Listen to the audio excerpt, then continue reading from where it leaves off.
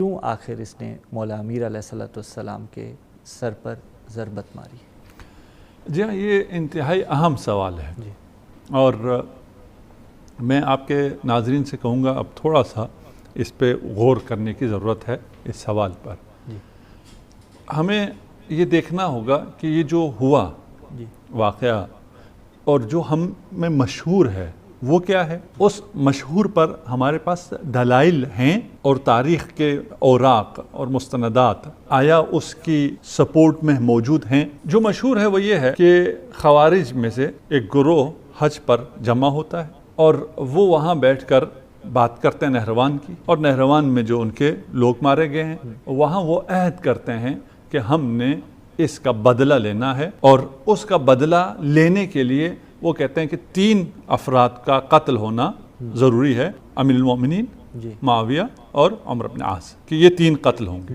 ان 3 کے قتل ہونے کے لیے 3 لوگ وہاں پر متعین ہوتے ہیں یا 3 لوگ اپنے آپ کو والنٹیئر کرتے ہیں۔ ان میں سے ایک عبد الرحمن ابن ملجم مرادی ہیں، دوسرا برق بن عبداللہ تمیمی ہے اور یہ کہتا ہے کہ میں معاویہ کی جان لوں گا، اور تیسرا عمرو بن بکر تمیمی ہے اور یہ کہتا ہے کہ میں عمرو بن عاص کی جان لوں گا، اور یہاں یہ عہد و پیمان کرتے ہیں اور یہ کہتے ہیں کہ ہم رمضان میں ایک رات مشخص ہوتی ہے 19 کی رات کو ایک ساتھ ہی ہم یہ پلان کرتے ہیں، اور ایک روانہ ہو جاتا ہے شام کی طرف، ایک روانہ ہوتا ہے مصر کی طرف، اور ایک آ جاتا ہے کوفہ۔ اس کے بعد ہم نے یہ دیکھنا ہے کہ عبد الرحمن کیوں قتل کرنا چاہتا تھا امیر المومنین کو، اس کی جو پیچھے ہسٹری کیا ہے، اس کی شخصیت کیا ہے، اس کے عقائد کیا ہیں۔ ابھی جو ہم نے ابھی تک جو واقعہ سنا اور تاریخ میں مشہور ہے کہ یہ خوارج میں سے تھا، اور خوارج کے اس اجتماع میں جو کہ مکہ میں حج کے موقع پہ ہو رہا ہے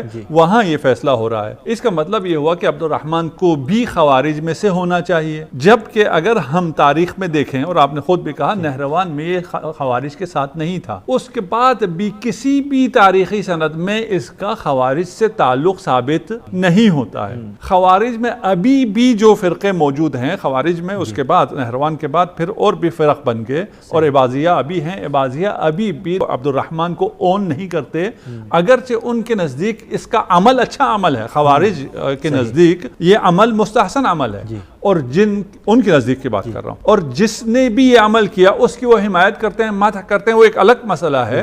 لیکن آیا یہ خود خارجی تھا یا خارجی نہیں تھا؟ خوارج میں تھا ہی نہیں تھا، یہ خوارج میں سے تھا ہی نہیں، اور جب یہ خوارج میں سے تھا ہی نہیں تو اس کے لیے یہ کہنا کہ اس کا انگیزہ، اس کا دافع، اس کا کیوں اس نے یہ کام کیا، اس لیے کہ اس کو بدلہ لینا تھا خوارج کا، یہ بات صحیح معلوم نہیں ہوتی۔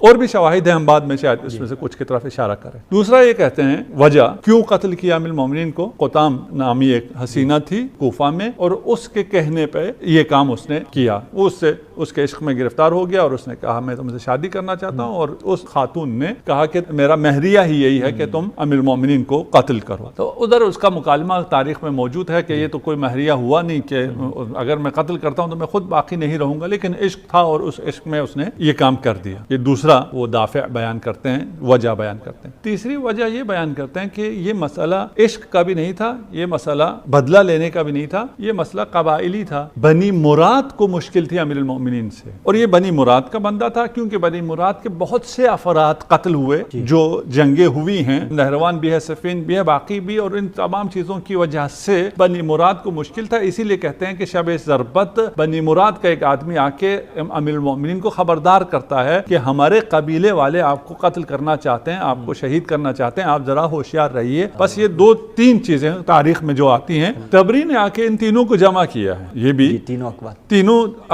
تینوں وجوہات کو، اقوال نہیں وجوہات، یہ تینوں وجوہات جمع ہو گئی۔ مکہ میں وہ نشست ہوئی، وہاں پہ ابن ملجم مرادی نے یہ فیصلہ کیا، اور وہ آ گیا کوفہ۔ کوفہ جب آیا قتل کرنے کے لیے امیر المومنین کو، وہاں وہ عشق میں گرفتار ہو گیا اور وہ بھول گیا جو اس نے وہاں وعدہ کیا تھا، وہ بھول گیا اور عشق میں گرفتار ہو گیا، اور اس سے جب آگے بات چلی اور پھر اس کی طرف سے یہ ڈیمانڈ آئی تو پھر یہ دوسری وجہ بھی شامل ہو گئی، اور جب وہ قتل کرنا چاہا تھا، فیصلہ نہیں کر پا رہا تھا، تو ادھر سے اپنے قبیلے والوں سے بھی آ گئی بات کہ قبیلے والوں نے بھی کہا کہ ہم نے اس شخصیت کا خاتمہ کرنا ہے، تو یہ تینوں چیزیں مل گئی جس کی وجہ سے ابن ملجم نے یہ انتہائی قدم اٹھایا۔ قبلہ ان تینوں وجوہات میں سے سالڈ وجہ کون سی ہے؟ ہاں، یہ تین وجوہات میں سے ابھی ہم آگے چلتے ہیں، دیکھیے کہ یہ وجوہات ہیں بھی یا نہیں ہیں، اور اب دوبارہ ہم آ جاتے ہیں کہ تین لوگ تھے اور یہ تین میں سے عبد الرحمن، برق اور عمرو، یہ تین ہیں، یہ تین ڈیسٹینیشنز ہیں، وہاں گئے، کہانی اسی طرح چل رہی ہے۔ ایک کریکٹر جو آیا ہے کوفہ میں، اس نے اپنا کام کر دیا، وہ یہاں ہے۔ باقی دو کدھر گئے؟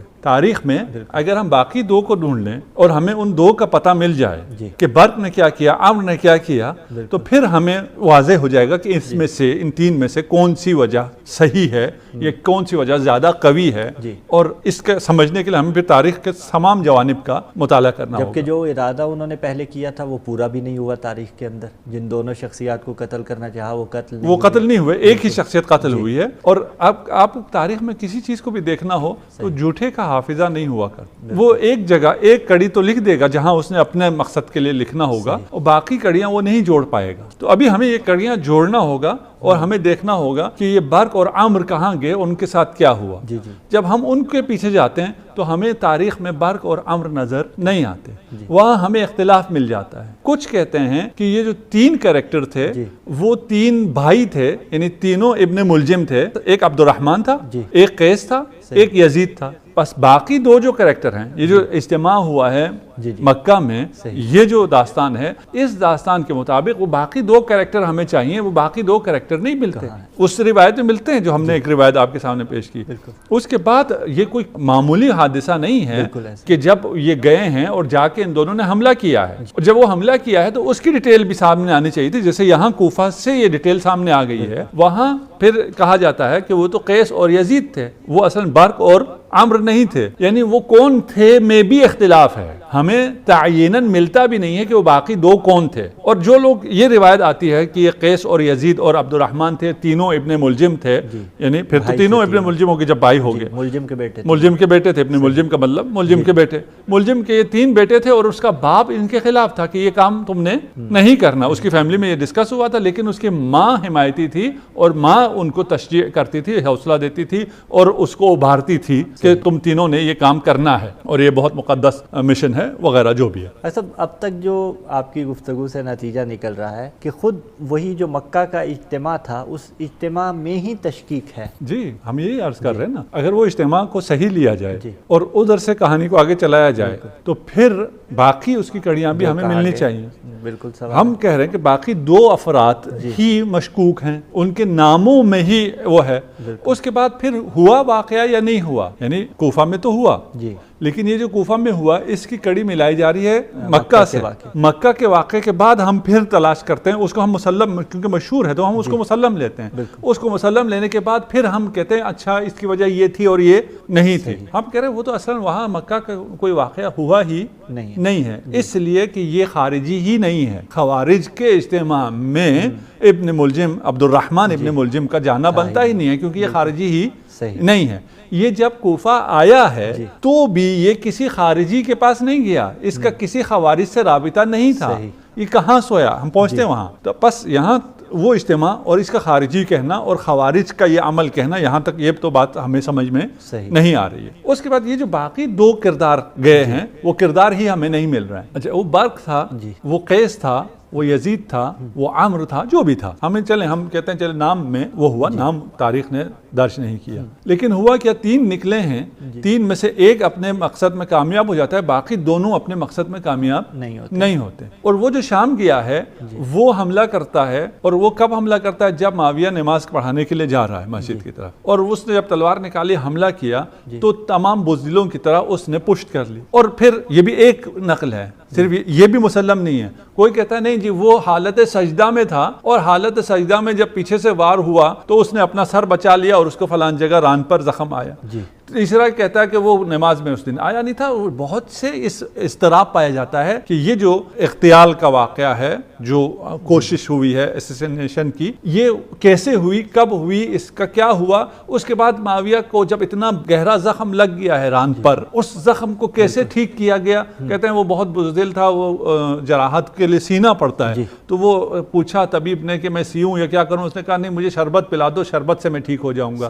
اور یہ پہلی جراحت ہے جو شربت پینے سے ٹھیک ہو رہی ہے. تو یہ یہاں آئیے مصر چلتے. مصر کون گیا, کوئی پتہ نہیں کون گیا. اچھا, اس کے بعد پھر اس کے تو ران پہ بھی کوئی زخم نہیں آیا عمر ابن عاص کے. یہاں تو ایک ران کا زخم ہے, اور اس ران کا زخم جو ہے وہ تلوار کا کاری ضرب ہے. وہ بعد میں جب کوئی تاریخ میں دکھا نہیں سکتے تو کہتے ہیں ایک دوائی پی اس نے, ایک شربت ایسی پی جس سے وہ زخم ہی صحیح ہو گیا. اچھا, یہاں پھر ہمیں مصر میں زخم چاہیے اور زخم کے بعد کوئی دوا چاہیے. تو کہتا ہے نہیں, اس دن عمر ابن عاص کے پیٹ میں شدید درد تھا تو وہ نماز پڑھانے کے لیے نہیں آ سکے صبح. تو وہ نہیں آ سکے تو پھر کیا ہوا, تو انہوں نے اپنے کسی شخص کو, کسی اور صحابی کا نام مجھے اب ذہن میں نہیں ہے, اس کو اپنی جگہ بھیج دیا. اور وہ دیکھنے میں عمر عاص لگتا تھا. اب دیکھیے کتنے اتفاقات, اور یہ بالکل فلم وہی چل رہی ہے جو آج کل ہالی ووڈ یا بالی ووڈ بناتا ہے. ٹھیک ہے نا, کہ وہ جناب اس کے پیٹ میں بھی درد ہو رہا ہے, وہ نہیں آ پا رہا ہے, اس کی جگہ جو آ رہا ہے وہ اس کا قد کاٹ بھی بالکل اسی کی طرح ہے, اس کا حلیہ بھی بالکل اسی کی طرح ہے, اور یہ جو اس کا قاتل اس کی ریکی میں ہے, دیکھ رہا ہے, جانتا ہے, وہ نہیں پہچان سکا اور اس نے اس غریب صحابی کو قتل کر دیا. اگر قتل ہوا بھی تو ہے کہاں, وہ کون تھا؟ بالکل وہ قتل ہو گیا, یہ بچ گیا. یہ دو بچ جاتے ہیں, اور وہ ایسے اتفاقات ہوتے ہیں, اور ان کو قاتل کرنے والا کون ہے ان کی کوئی عطا پتہ نہیں ملتا ہے. اور ایک عبد الرحمن ان تین کریکٹرز میں سے جو مکہ سے چلا ہے اس سٹوری کے مطابق, یہ ایک اپنے مقصد میں کامیاب ہو جاتا ہے. اس کا مطلب آغا صاحب یہ بات تو طے ہوگی کہ یہ خوارج نہیں تھے. ہاں, یعنی جو عبد الرحمن ابن ملجم نے عمل کیا ہے وہ خود بھی خارجی نہیں تھا, خوارج کی طرف سے نہیں تھا, اور یہ حملہ خوارج کی طرف سے نہیں تھا, اور یہ کسی ایک فرد کا عمل نہیں تھا. یہ کہانیاں کیوں بنائی گئی ہیں؟ یہ کہانیاں اس لیے بنائی گئی ہیں کہ کچھ لوگوں کو بری و ذمہ کرنا تھا.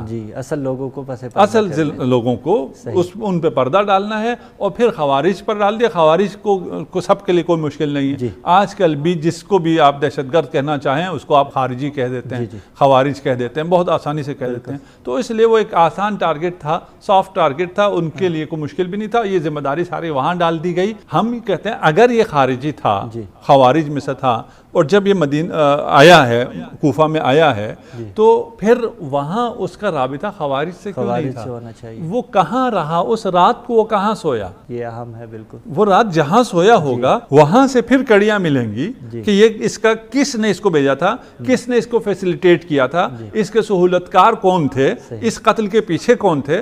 وہ آتا ہے, آ کے اشعث کے گھر میں رکتا ہے, اشعث ابن قیس کندی کے. اور صبح, کیونکہ بندہ انتہائی فضول قسم کا آدمی تھا, نمازی تو تھا نہیں, وہ صبح نماز کے وقت پہ نہیں جاگتا ہے, تو اشعث اسے اٹھاتا ہے. اٹھو. کیوں اٹھا رہا ہے؟ کیونکہ اس کو علم ہے کہ اس نے کیا کرنا ہے, اس نے کیا کرنا ہے. اس کے گھر آ کے رکا ہے, اس کو نماز کے لیے اٹھا کر بھیج رہا ہے. اشعث اس قتل کے پیچھے ایک وہ کردار ہے جس کے اوپر پردہ ڈالا جاتا ہے, جس کو نمایاں نہیں کیا جاتا. جبکہ امام جعفر صادق علیہ الصلوۃ والسلام سے صریح روایت ہے کہ اشعث علی ابن ابی طالب کے قتل کا اصل محرک ہے, اس کے پیچھے اشعث ہے. اچھا, اشعث کیوں ہے سوال ہے. بالکل. اشعث کون تھا؟ خوارج میں سے تھا؟ نہیں, وہ خوارج میں سے نہیں تھا. ہاں, وہ خوارج کے پیچھے وہ تھا, خوارج کو اکسانے والوں میں وہ تھا. وہ ان اشخاص میں تھا جس نے سب سے پہلے, جب معاویہ نے, اہل شام نے نیزے پر قرآن کو بلند کیا, تو سب سے پہلے یہ آواز لگانے والا کہ ان سے اب تحکیم ہونی چاہیے, قرآن کے خلاف جہاد نہیں ہو سکتا, یہ نعرہ لگانے والا سب سے پہلے اشعث تھا. اور جب روک دیا گیا جنگ کو اور جنگ نہیں ہونے دی گئی, اور اس کے بعد تحکیم کا ہوا, تو لا حکم الا للہ کہنے والا, سب سے پہلے نعرہ بلند کرنے والا بھی اشعث. یہ خوارج میں سے نہیں ہے. تو یہ کون ہے؟ اشعث کو پھر پہچاننے کی ضرورت ہے کہ یہ اشعث کون ہے, اور یہ کیوں یہ کر رہا ہے, یہ سازش کیوں کر رہا ہے, یہ اس قتل پہ کیوں ایک شخص کو آمادہ کر رہا ہے, کیوں فیسیلیٹیٹ کر رہا ہے. تو اشعث والی عثمان تھا آذربائیجان میں. اس کے بعد جب امیر المومنین تشریف لاتے ہیں خلافت ظاہریہ میں، تو بہت سے ان لوگوں کی طرح جو بنی امیہ جو مراعات لے رہی تھی ان کو عزل کیا. ان میں سے ایک یہ اشعث بھی ہے. اس کے پاس اتنا مال تھا، کہتے ہیں کہ ثلث کوفہ اس کی ملکیت تھی. 1/3 کوفہ جہاں کا وہ والی تھا، وہاں اس کی کتنے کرپشن تھی. اللہ اکبر. اس کا کیا حال ہے. اب جب اس کرپشن کو ختم کیا جی اور اس کو اس سے عزل کیا، تو پھر اس کے مقابلے میں یہ جا کے پھر پہلے بھی بنی امیہ کے ساتھ تھا. جی میں نے پہلے یہ والی ہے آذربائیجان اس لیے بیان کیا کہ اس کا تعلقات تھے، بلکہ بنی امیہ کے عواملین میں سے تھا، اس کے والی تھا. تو اس کی وجہ سے اس کے تعلقات تھے شام کے ساتھ، معاویہ کے ساتھ. اور یہ سارا قتل اس کے پیچھے بنی امیہ ہے. یہ ابن ملجم کا فردی عمل نہیں ہے کہ ایک شخص ہے اس نے آ کر یہ ایک عمل کیا ہے اور اس کی ساری ذمہ داری پھر خوارج پر جاتی ہے. تو یہ کہانی اس طرح غیر محسوس طریقے پر مشہور کے طور پر ہمارے ذہنوں میں بھی اسی طرح ہے، اور اس طرح ہمیں پھر غافل کیا جاتا ہے. یہ واقعہ معاویہ کی طرف سے شام کی طرف سے ہوا ہے، وہاں سے یہ سازش چلی ہے، وہاں سے یہ فیسیلیٹیٹ ہوا ہے، اور ایک ہی آدمی چلا ہے اور ایک ہی حادثہ ہوا ہے. کوئی 2-3 نہیں ہوئے کہ باقی لوگ سازشکار ہیں وہ بھی شامل ہو جائیں کہ یہ جو آئے تھے قاتل تھے، دہشت گرد تھے، یہ ہمیں بھی مارنا چاہتے تھے اور اسے بھی مارنا چاہتے تھے. قسمت ہماری ساتھ تھی، ہم بچ گئے، وہ مر گیا. لیکن